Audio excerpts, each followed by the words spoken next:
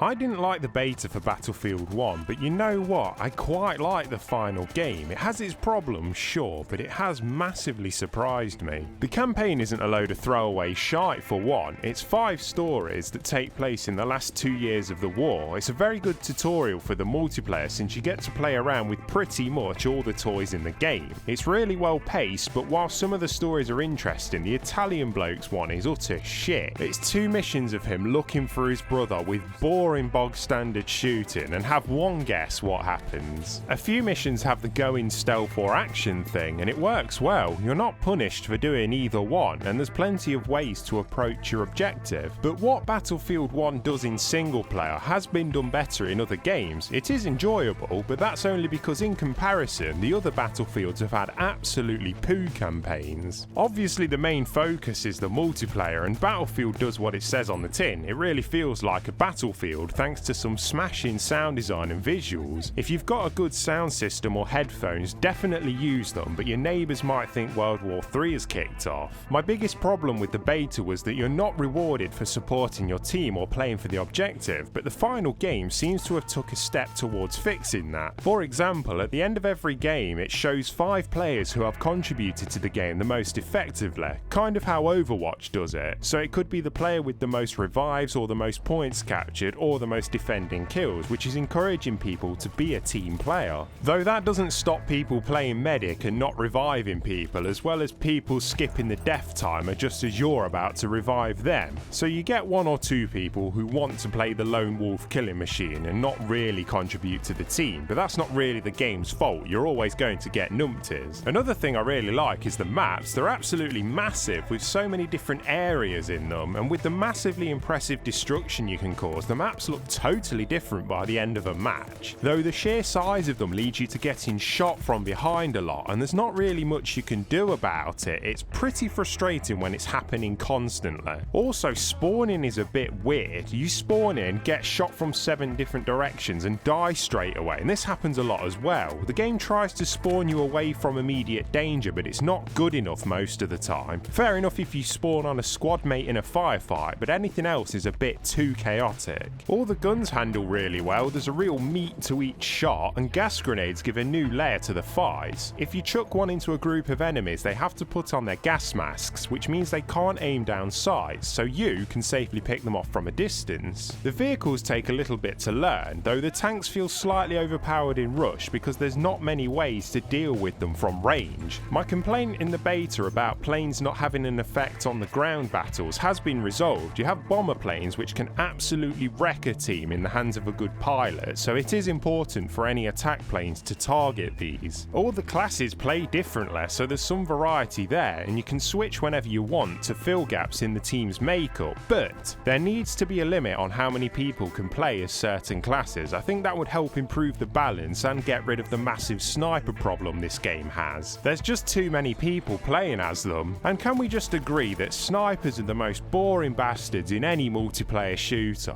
As a ground trooper you do some pretty badass things, dodging shells, then destroying a tank with your dynamite, then you move up to bayonet charge an unsuspecting enemy in the arse, and oh, a sniper has just ended that fun I was having, arseholes. I was initially excited about Battlefield's changing setting, however, if I knew nothing about the game and was sat down to play a multiplayer match, then asked when I thought the game was set, I would immediately say World War II. There's too many automatic and semi-automatic weapons, as well as the pace being pretty high, and that's what's a bit worrying about this game. World War I is a part of history that needs to be remembered for the absolute horrifying waste of human life that it was. It's a learning point for all of us, but a lot of kids are going to play this and think this is what World War I was like. Lots of heroism and badassness, which is ironic really, because that's what soldiers at the time thought they were signing up for. And in the campaign you play as all allied forces with the good guy mentality. It would be nice to see a German perspective, or maybe some of the other Axis forces. I understand not wanting to play as the Ottoman Empire because they were arseholes. I understand it needed to take some diversions because tanks moving at 1 mile an hour and sitting in a trench all day getting shelled wouldn't really be a fun video game, would it? Really, they should have slowed the pace down a little bit and should have removed a lot of the automatic weapons. But it's still a step in the right direction. The action is spot on and it does what I like from team-based multiplayer, and that's rewarding players for doing things other than killing. The game isn't going to to be in my game of the year or anything like that, but it is enjoyable.